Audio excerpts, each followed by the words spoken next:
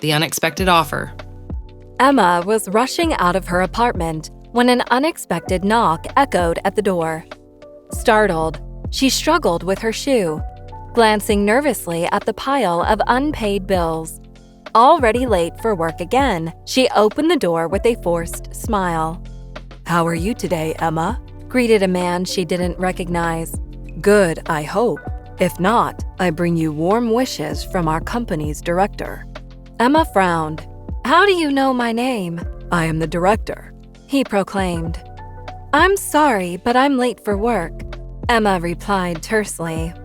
"Everyone wants more time or happiness. Which would you choose?" he asked. "I'm not interested," Emma said firmly. "We have a special offer. 25 extra years of life or double your happiness for the same price," he persisted. "Price?" Emma asked, confused. "No hidden charges. We take everything you have, forever," he said mysteriously. Emma, feeling uneasy, played along.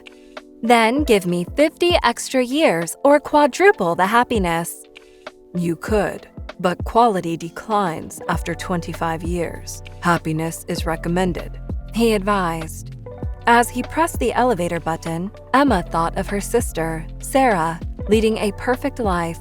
"Maybe you should change jobs," she suggested. "No," he replied. "The other company offers tough lives now for happiness in eternity. It's a tough sell." Emma hurried away, dismissing his strange offer.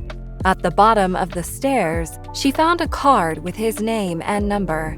She hesitated, then pocketed it. Life was unpredictable.